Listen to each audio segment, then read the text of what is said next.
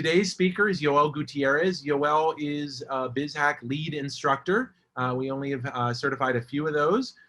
He is the owner and operator of Mosquito Joe of Miami, which is a pest control company. They do outdoor spraying of mosquitoes. He also owns several other businesses. Yoel is an expert in Google My Business, not because he's a digital marketing agency, but because he is a business owner who's leveraged Google My Business to make a lot more money. In fact, this year, Yoel is on track to double the size of Mosquito Joe, in part because as people spend more time at home, they're investing more in their homes, in home services like pest control. So he is a amazing talent and someone I would definitely, am very excited to present to all of you. We are also both graduates of the Goldman Sachs 10,000 Small Business Program, and he has also gone through the BizHack Academy program. So I'm going to stop sharing my screen and hand it over to my good friend, my partner, BizHack lead instructor, Yoel Gutierrez. Welcome, Yoel. Thank you, Dan. Hey, everybody. So first of all, I want to thank BizHack and Dan for this opportunity to share a little bit of my knowledge on this ride that we call business, and I'm very appreciative of that. I'm actually co-owner of Mosquito Joe. I don't want to reduce my partner's experience in this business. So let me go ahead. I'm going to share my screen.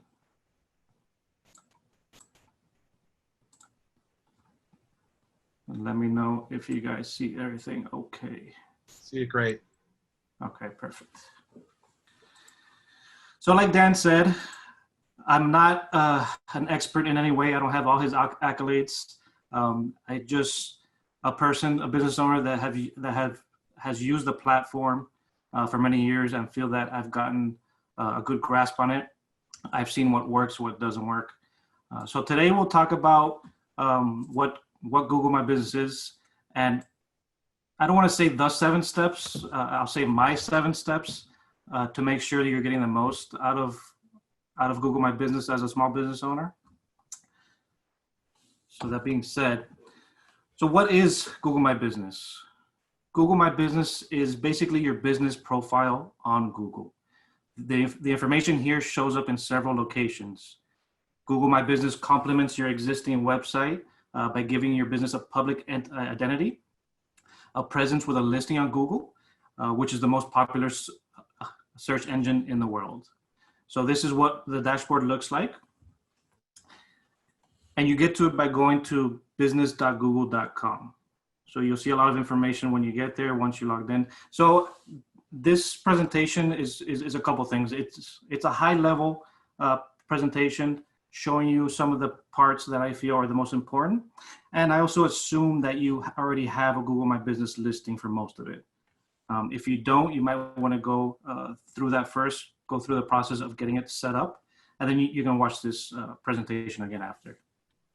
And one thing I would add, Yoel, is Google My Business listings appear when you search for a business name. Yep, it's what appears on the right-hand column of your search. Right. So why Google My Business?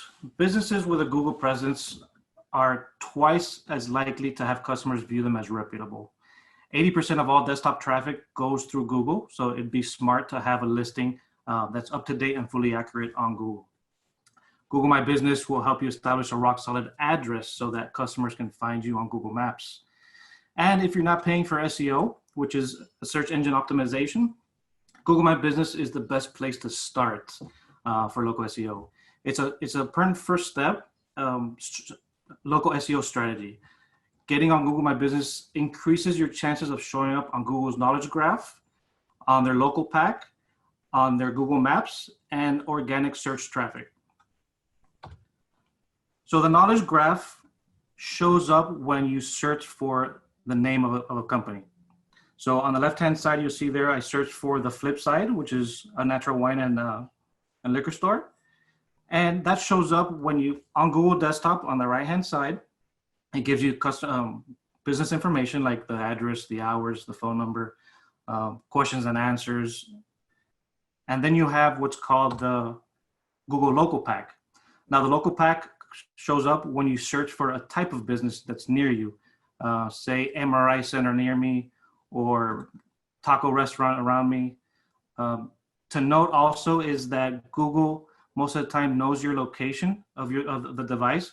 So just when you put into Google Maps, let's say taco store or a taco restaurant, it knows that where you are, and it'll show the listings that are around you. And then finally, you have Google Maps, which is pretty self-explanatory. When you search for a company or business on Google Maps, you'll get their information there. This is my Google My Business page. I'm sorry, this is what the knowledge graph looks like when you search for Mosquito Joe of Miami. So in Google, I search for Mosquito Joe of Miami, and this is what you see on the right-hand side. That's the knowledge graph. Now, since Google knows when you're logged into their platforms, let's say Chrome, it knows that I'm an admin of that account. So they started this update where you can edit info for your Google My Business right from the search or Google Maps. So you can see there how I can do a quick edit by clicking edit info, create a post. I can add photos, I can answer reviews, or create an ad straight from here, which is a nice little feature they've added. So my 7 steps to Googling your business. We're gonna start with the most recent update and most relevant update, which are the COVID-19 features. Then we'll move on to the importance of a complete business listing. We'll talk about content, is it still king? The importance of reviews, how to stay relevant with posts, what's working and what's not, basically the analytics for dummies. And we'll communicate through messaging, which is direct messaging through the Google My Business platform. So Yoel, if I'm going too fast or if you have any questions, let me know. Yeah, before you get going, first of all, exactly, we have a chat going. You'll see a link to the TikTok event and the season pass in there. And please feel free to put your questions in there, and I'll be interspersing those questions throughout. The other thing I wanted to do is take a minute and pause and really talk about why Google My Business is an incredibly important and relevant tool in this COVID world, and for which types of businesses this is particularly relevant for. So if you are a local business, a business that primarily serves a local geographic area, this tool is utterly critical. This is essentially Google's version of Yelp.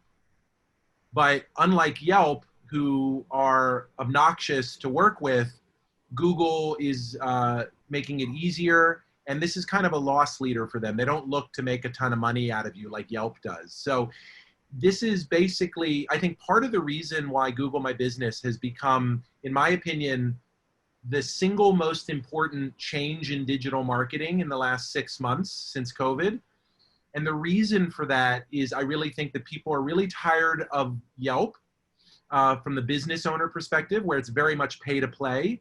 And also, Google has really invested a lot in a lot of the features and upgrades to make it both easier to use and more intuitive to use.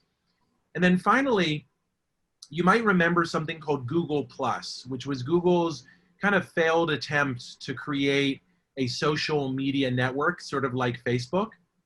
And as you're going to see, they took a lot of the back end. They discontinued Google Plus. It was largely considered a failure. Very few people used it. It was primarily to help with search engine optimization. In many ways, although Google won't necessarily say this, I see Google My Business in part as kind of Google Plus 2.0. And I got to say, they learned a lot from what didn't work and what did, and it's become incredibly powerful. The power of Google My Business for your local company is if you do these 7 steps that Yoel is about to outline, you will see a dramatic increase in organic, also known as free, traffic to your website. Yoel has seen a huge increase in traffic to his website because of the changes he made, and he has monetized that because those people end up becoming his customers. So if you are a retail or storefront or locally based service business, this is an utterly essential part of your digital marketing toolkit. And that's why we are highlighting it here today. Yeah, you're definitely not overselling it, because it is a very important part of our business. And just being on the top search engine, being on their back end with correct information, you can't pay for SEO like that. Yeah, because a lot of this is new. Also, not many companies, especially lesser sophisticated companies, have kind of jumped on it. And one other thing I want to tell you, and this is a little bit of a scam that I'm hearing about. Google My Business is a desktop search product. There is no mobile Google My Business, at least not yet.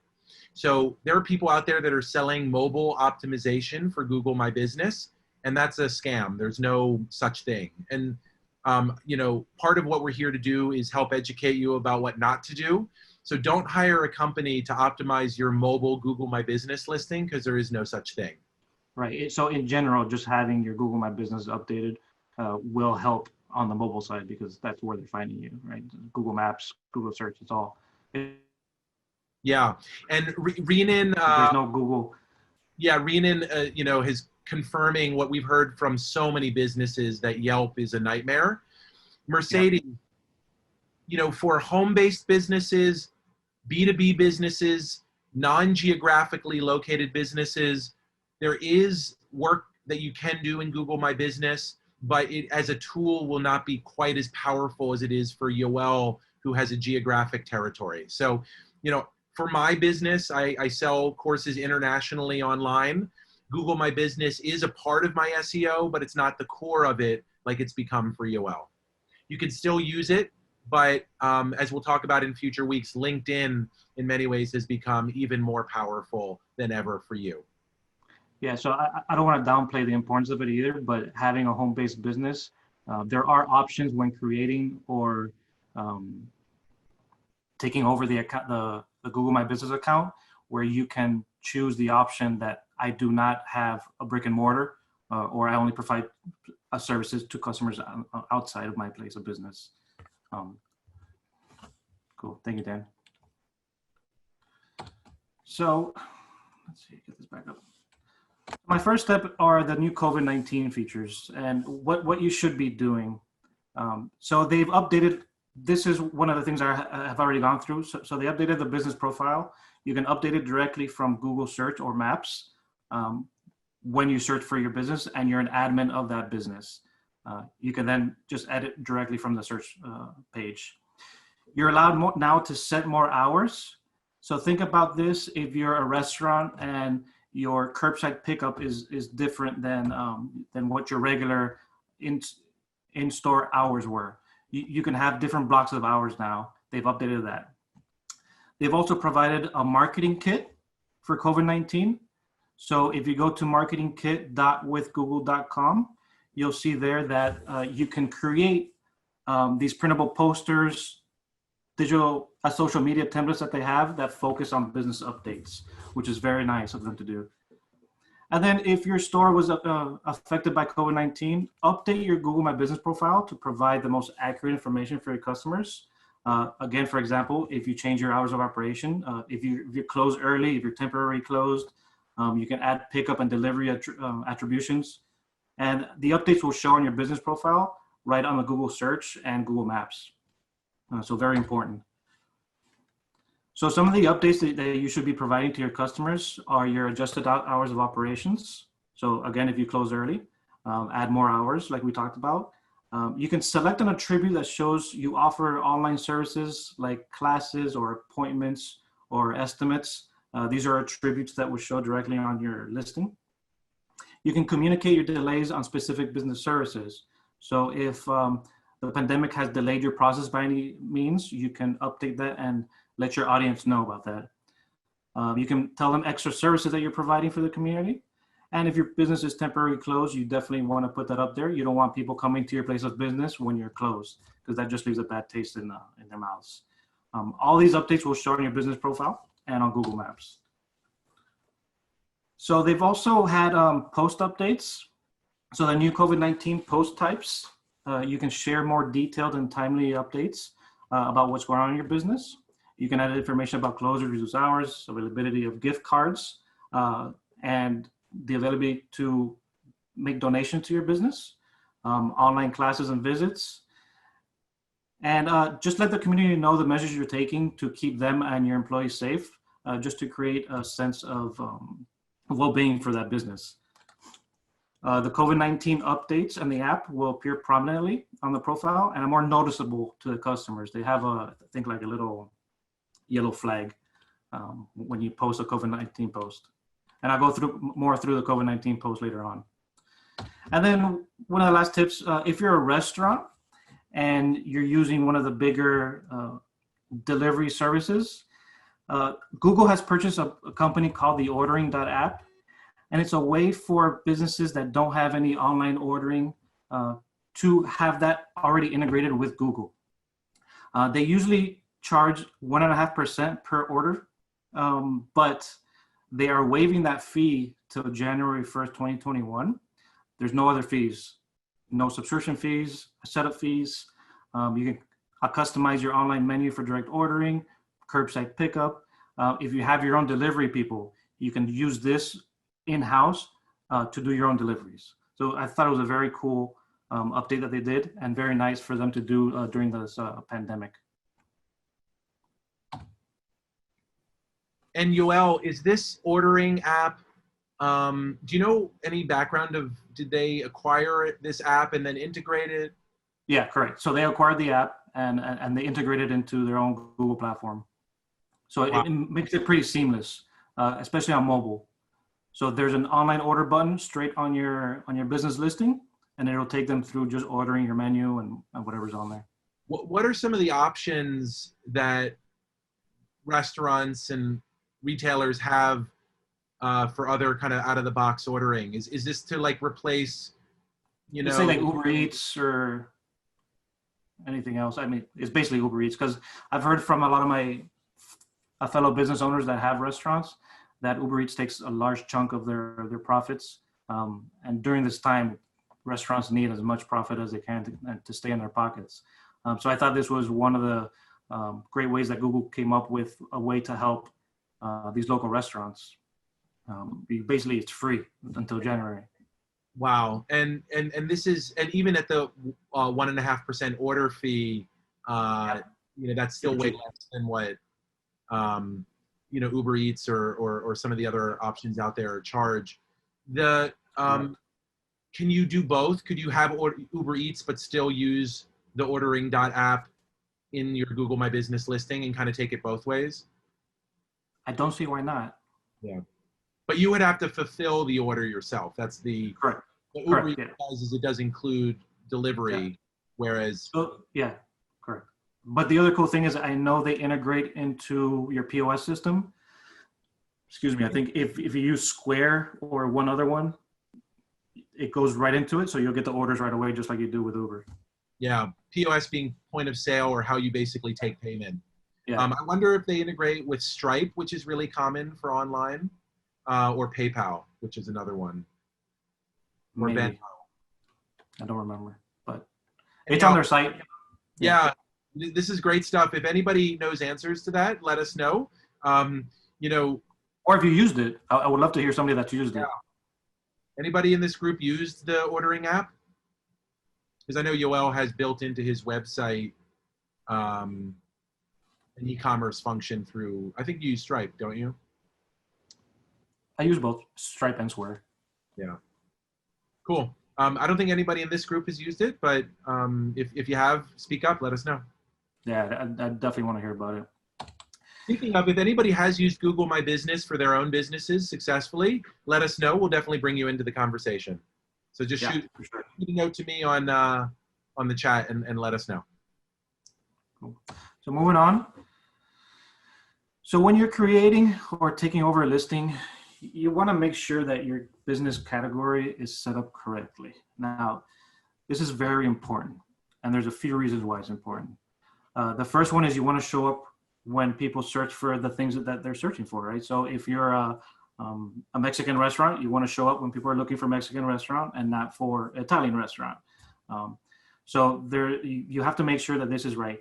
Now, at this time, Google has over 4,000 categories and it's growing, but not every category is in there. Now, if your business category is not in there, choose the closest thing you can. So think of a diaper store is not going to be in there. The closest thing was probably baby store. So I'm going to show you later on how you can get around this and how you can leverage Google's internal parsing and AI to overcome that issue. So the other thing is different categories will unlock different keywords. This is also it's worth doing some competitive research to see what keywords your competition are coming up as. So what I'm talking about is, think about an auto dealership. Now, if I had a Toyota dealership, I might want to be more specific and say Toyota dealership instead of auto, because I don't want to show up for everybody that's searching for an auto. So do your best to pick the closest one, and then we'll go over how to overcome if you don't find your category. When you fill out your business info, you definitely want to fill out as much as possible. So have you ever looked at a local business in Google Maps, saw that it was open, drove all the way there, only to find out the business was closed? How annoying is that?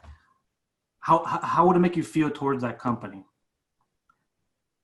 But more important, wouldn't you turn around, go to their competitor, go to somebody else that's open? That's how important it is. So filling out all this information correctly without skipping a beat, no typos, make sure every number is correct, is super important. So some of the stuff that they ask for is your business name, description, business type, your address, etc. Also your geographical locations where you serve. So if like my business, I serve different zip codes, different parts of Miami, I put those in there. If you're an online service, you probably put the US. I know that Dan had, he has an online service, so he can market through the whole US. I'm not like that. I have to put specifically where I'm at. And then the description is where you add value by using specific keywords to your business. So earlier, as I was talking about, when you don't pick the correct category, you pick the closest one to you. Inside the description of your business is where you can overcome this. So in there, if I had a diaper store and I chose the category baby store, right?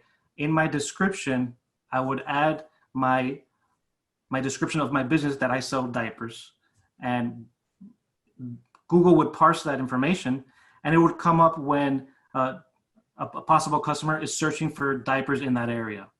So that's really important, and that's how you get around not having a category that what your business does, basically.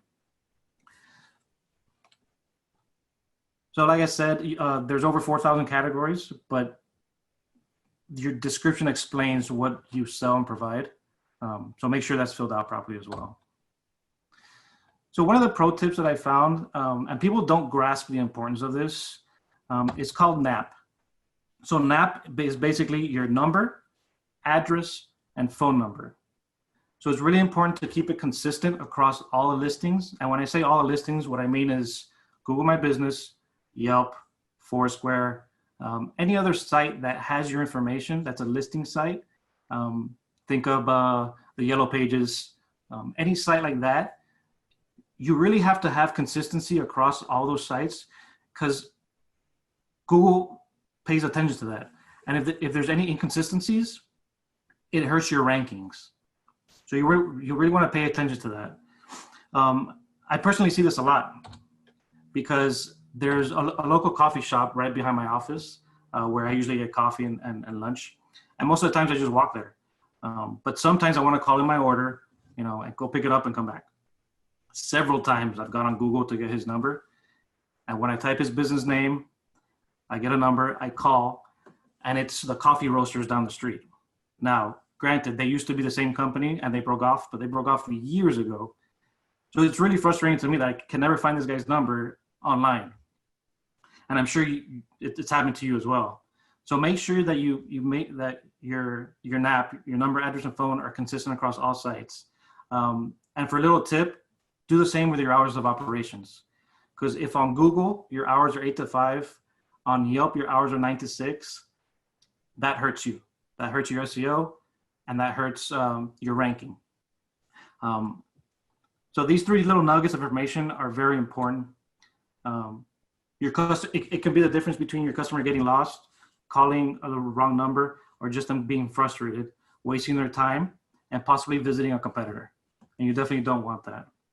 Another thing that I've heard recently that I cannot say is 100% true is that I heard that Google's not going to give as much value or weight to the NAP of other listing sites. They're gonna worry about what's on Google My Business more than they are anywhere else. So if you're not using a listing management site, software, or agency, make sure that your Google My Business information is up to date and perfect, because that's where it's going to. So the other section, the other section that you should be paying attention to in the listing are the question and answers and the edits part. So the question and answers are visible to anybody that searches for your business, mostly on the Google Knowledge Graph.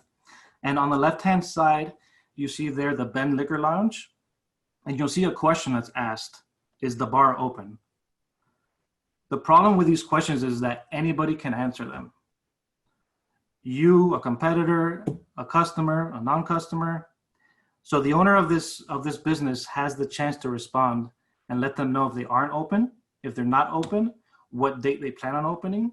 So it's very important to respond to these. Somebody could just as easily state that the business is closed when it's open. And if you're not paying attention to it, other customers looking for this business are going to see that it's closed, and they just might not even check.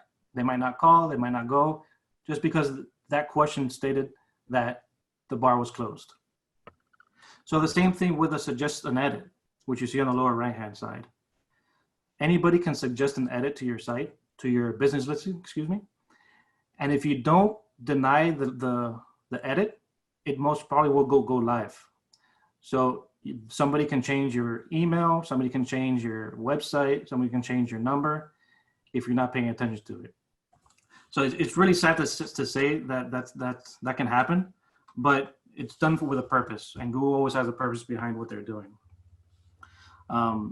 Maybe you had an emergency one day at your store and you had to close early. A potential customer can go to your store. If they find that you're closed that day for any reason, they can suggest an edit that those hours of operations are incorrect. And if you don't catch that, it'll change that time permanently. So now any potential customer looking for you on that day and time is going to say, no, they're closed, we're not going to go. So it's also very important to make sure that you keep that you're looking at it, that you're paying attention to it, that you're answering your own questions. Now, a little trick that I have and I've learned is that in the questions and answers, you can have multiple answers. But if there's an answer that's correct and it's lower in the feed, all you need is 2 likes to move that answer up. So just keep that in mind. If there's an incorrect answer up top and a correct answer underneath, get a couple of people to like it, and you can move it up to make sure that you have the most up-to-date information.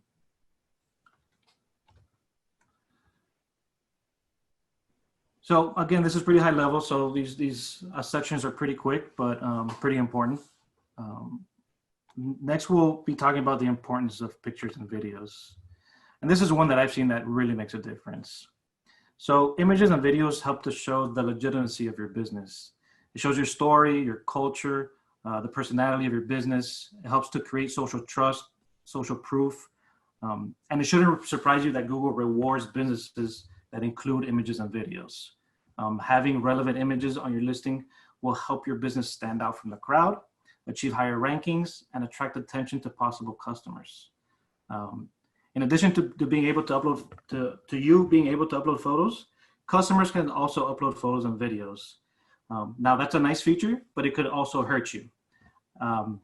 If the pictures aren't of your business and you didn't post them, you can get them removed. There's a process, but it's harder if it contains anything of your business, your logo, an employee, your building, anything that shows your business. You're probably not going to be able to get it removed. But an acquaintance of mine that runs a media agency has a moving customer as a moving company as a customer, and a competitor posted several pictures of broken furniture, saying that the moving company had broken all their furniture. Fortunately, since there was no evidence of the company being the ones that made the damage, there was no employee, there was no logos, there was no pictures of the truck. They were able to get those pictures removed, which is really good for them. The situation would have been very different if there was any of that in those pictures. So if that was the case, pictures would not have been removed. There's a question from Mercedes Sepko about if an answer is incorrect, do you have the ability to delete that answer? You don't have the ability to delete. I think you can flag it for review, but my suggestion would be to respond to it, answer it correctly, and try and get it liked up. That would be the quickest thing you can do. And Marcelo Salap asked, do you use an automated software to either answer questions or alert you to new answers? No. Got it. It's just the process they take with emails. I think they email you an update. And I've had edits where I didn't get anything. Luckily I log into my Google My Business just about every day. So I'm well aware of what's going on there. Noreen was just asking about the best source for generic pictures for business, coaching, and training consulting services. One thing I'll quickly say is that I'll put a couple links to open source Creative Commons photographs that you can use without having to pay for them, like Pixabay and Pexels. But I know, Yoel, you have found that you get more effective results from just photos taken from the field. So even like screenshots of Zoom meetings could potentially work. You want to talk a little bit about that? Yeah, so on my next slide. So 60% of customers say that local search results with good images capture their attention and push them towards a decision. So some of my tips about pictures are upload a variety of images to Google My Business. Exterior shots, interior shots, pictures of staff, pictures of products, pictures of you doing services. Avoid overly professional photographs, as this can actually make your business seem untrustworthy. People want to feel and see a real business. So talking about on that point, try not to use stock photography because Google will find stock photography and remove them. So just because if you do use stock photography, try and change it. Add your logo on top, do something else to it, and don't just post the same picture that anybody else can post. It's really easy to use this device right here to take pictures of everyday things and just upload it. Remember, Google My Business does have a mobile app, and you can post directly from there and upload photos and videos directly from there. So they make it super easy for you to do this. Now, some of the things you can do for videos is, so use videos to show customers why you're different. You know, why should I use you instead of somebody else? Show off your work, educate your audience, explain your products and services, show the human side of your business. A lot of times we take a lot of videos of our birthday parties, us singing happy birthday to our guys, just the guys hanging around. I take a lot of video of the office girls just being on the phone. It's really easy to get content. I thought it was hard before. So it was really hard for me to think about content. And then I just said, you know what? It's just day-to-day stuff. Just put it out there. SEO loves video.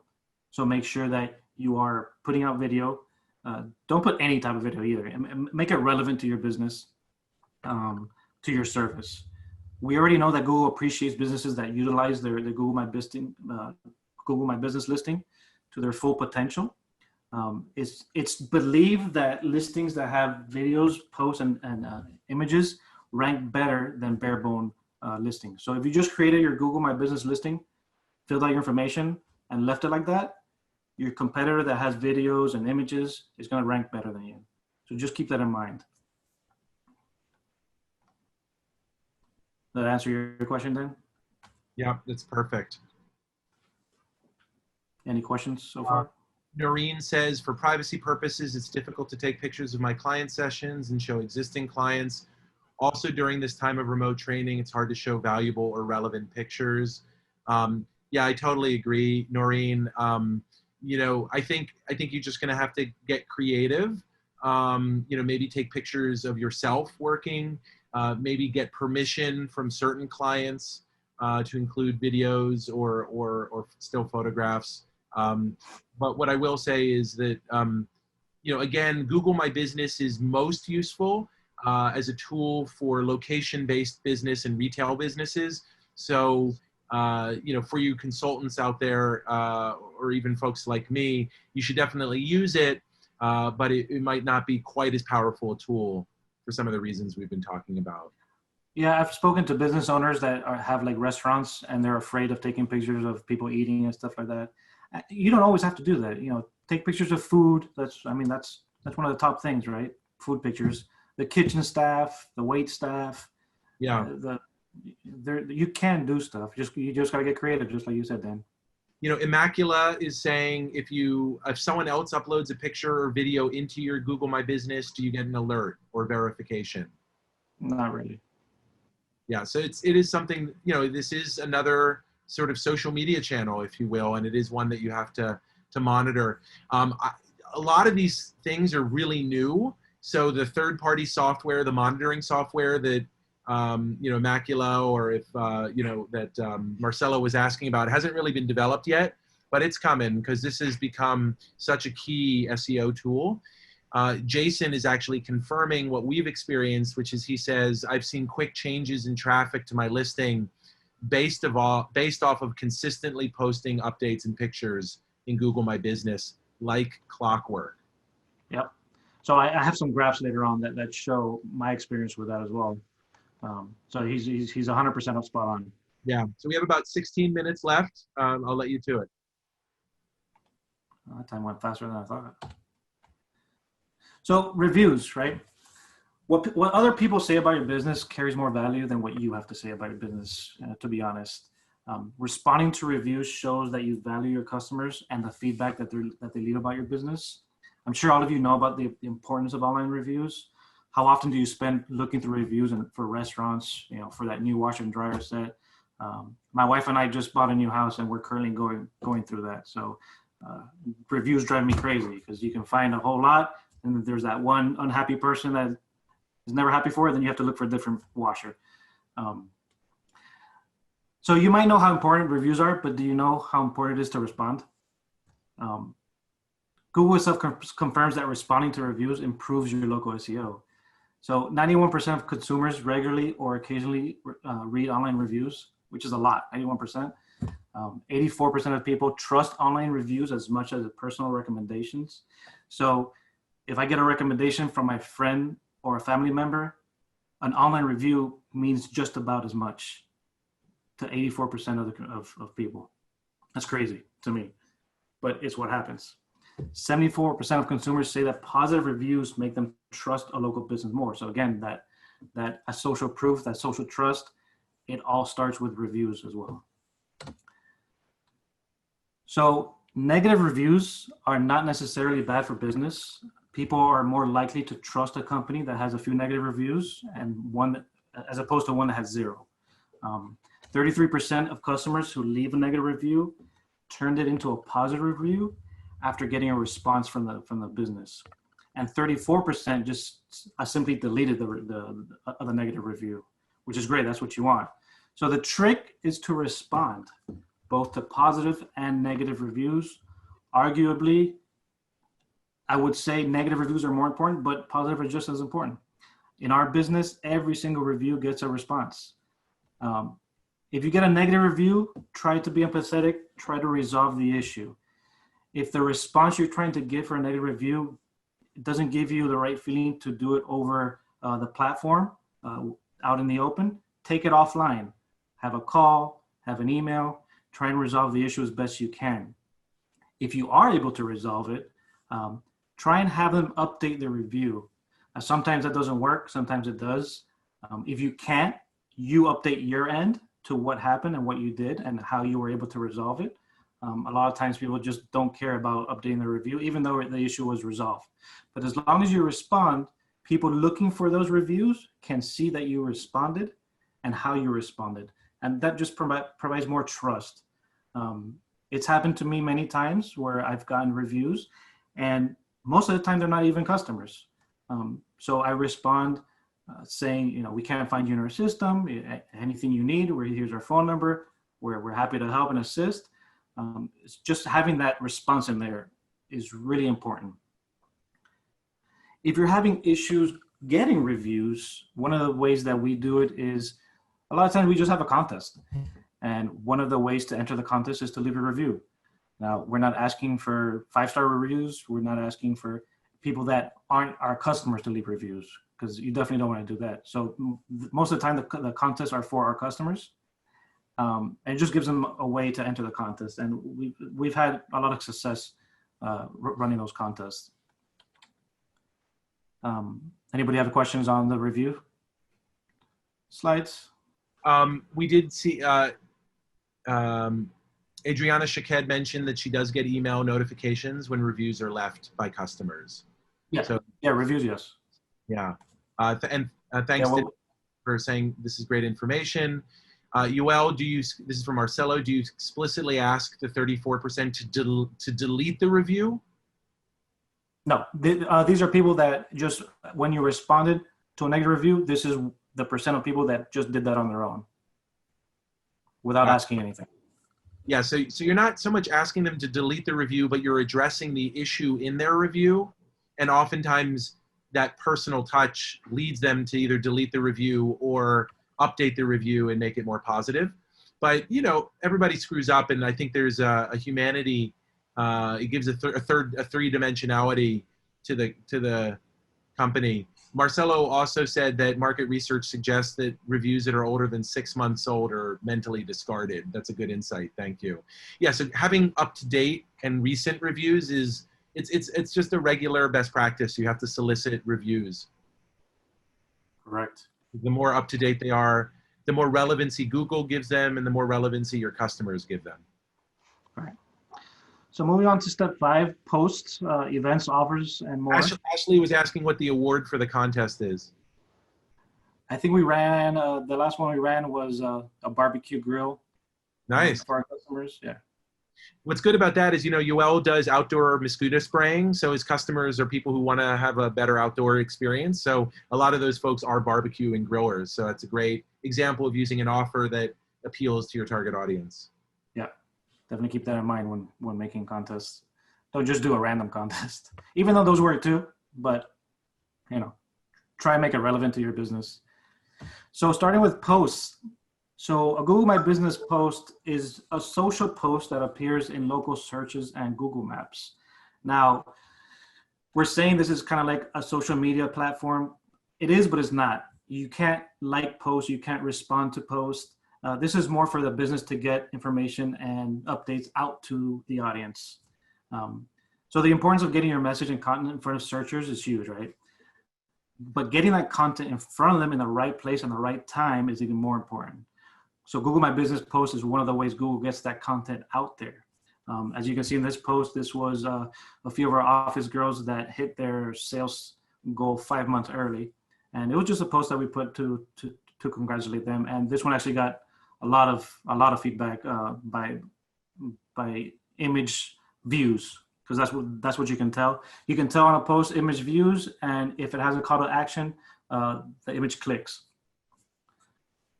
So then moving on to call to action, when you post a what's new, or I think now it's an add update post, it should contain a pic or video, some information about that pic or video, and a call to action if deemed necessary. But if I'm being honest, I suggest you use a call to action whenever possible. It's another way to get customers going to your site and improving your SEO. Even if it's a learn more, an order line, a sign up now, a call now, try to use it as much as you can.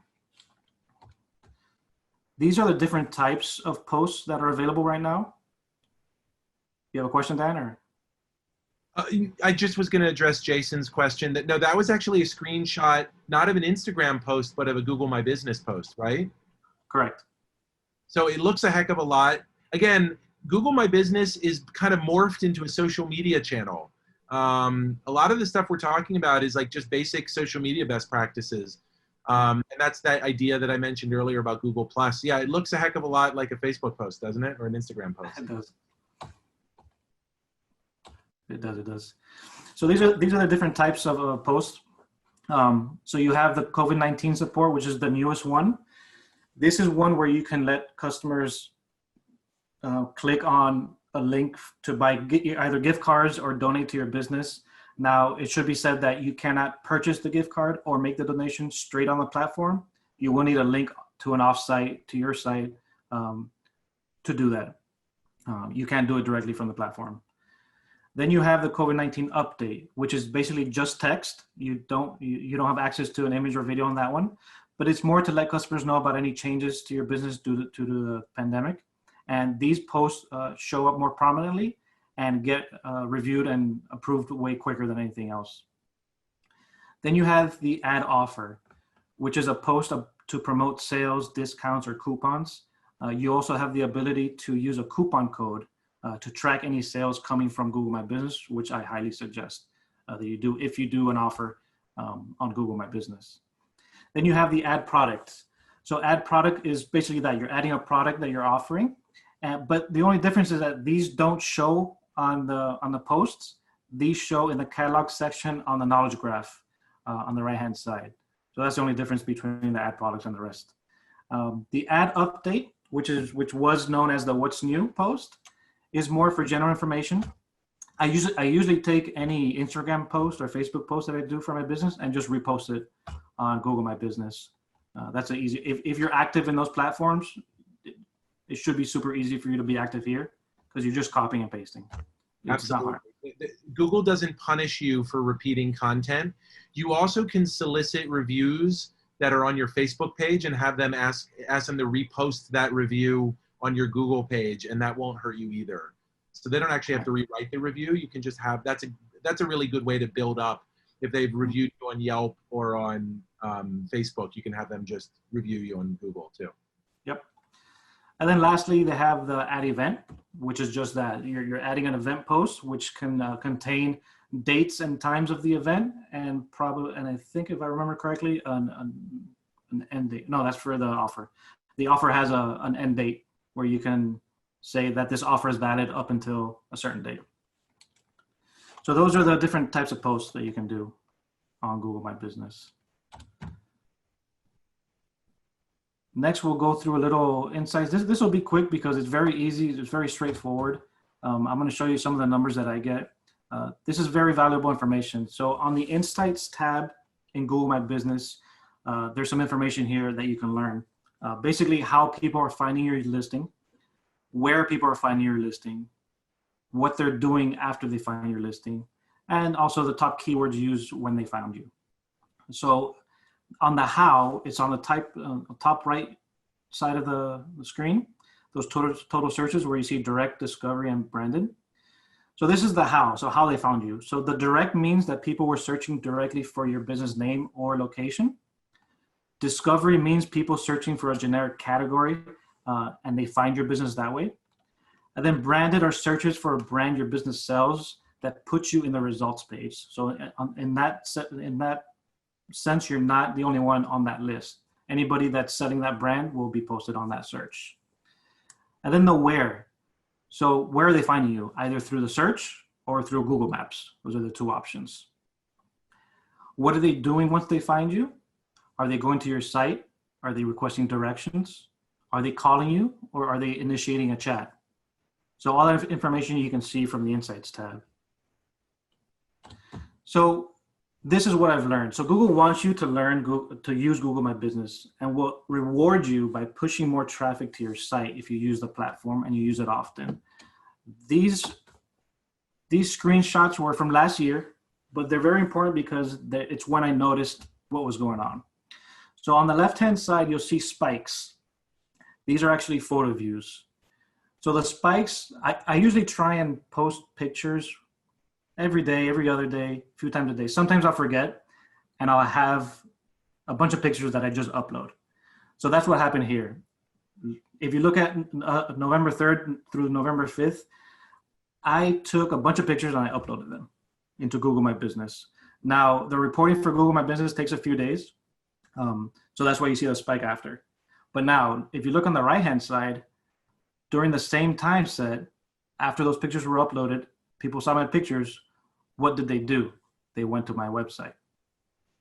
Now, if you see all the spikes, they match. Now, I can put 2 and 2 together and make 4. So I found out the more pictures I post, the more traffic I get to my website. So this was a mind-blowing moment for me. And that's when I started posting pictures. If you look at my Google My Business dashboard under my photos, how many I've uploaded compared to my competitors, there's no competition. I have hundreds of photos and they have tens of photos, and my traffic shows the difference. So if you take one thing away from here, from this presentation, post photos, please. I just asked Jason to unmute himself, Jason Machado. Jason, can you talk a little bit about your experience if you're able to unmute yourself? Hey, Jason. Yeah. Hey, how's it going, you all? Good. What's your business? So the name of my company is Elite Impact Glass. We do, we're a dealership and we sell and install hurricane impact windows and doors. Oh, great. Yeah. So, you know, my experience as far as the pictures and all of that is pretty identical. It's crazy because like sometimes I'll forget, you know, I just with everything going on, I forget to post on Google My Business, and you know, I'll go in and check the statistics after go maybe a week or so without posting anything, and you see the decrease in traffic. And then as soon as I start remembering and I'm posting every day consistently, then you start seeing those numbers just completely flip. And it's crazy how Google rewards you for that. Yeah. I actually had a question. I saw in your post you do hashtags. I typically only do hashtags on social media, but is there also a benefit to using hashtags on Google My Business? Well, that might be because the fact that I just copy and paste. It's not really a gotcha. Purposeful thing. Yeah, that's a good question though. Thank you. Jason, it's great to meet you. I'm not sure if we've met personally, but I'd love to learn a little bit more about your business. Lilia will send you a quick note, and if you want to schedule a quick one-on-one with me, I'd love to learn a little bit more about what you're doing. We're specializing increasingly with home service businesses because those businesses are booming as part of the, you know, everybody's home is their sanctuary. Yep. Thank you for jumping in. Yoel, while you want to wrap up the presentation, and then I'll share, one more slide on the messaging. So Google has added messaging to the list of ways you can easily connect with your customers. So when a person searches for you and finds your listing on Google, they can now message you directly using the messaging feature. So your phone number, the customer's phone number, they're both hidden, and the text message will come through the Google phone line and into the Google app, the Google My Business app. And I want to clarify that this messaging option is only available through the Google mobile app, the Google My Business mobile app. You cannot respond or through the desktop version.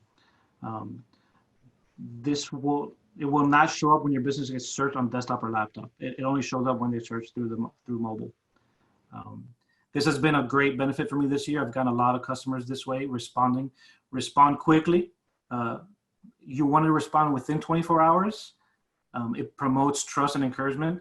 And also, Google may deactivate your account if you don't respond within 24 hours. Oh, wow. So just be wary of that. And yeah, so in conclusion, the steps, my steps are use the COVID-19 features, complete your business information and add a description, upload pictures daily, show that your business is human, that you guys, that you're not just a company and that your customers are not just numbers. Respond to reviews, both good, not good or bad, good and bad. Post updates regularly, stay relevant to your customers. Use the insights to see what's working, what's not working, and enable the messaging feature so you can talk directly to your customers. And lastly, I'll leave you with these links that Google really wants you to use their platforms, all of them, and they provide a lot of education, which is free. You can get certifications on all their programs and platforms. There's a lot of information for small businesses, a lot of content tools to use to create content. So yeah, thank you guys.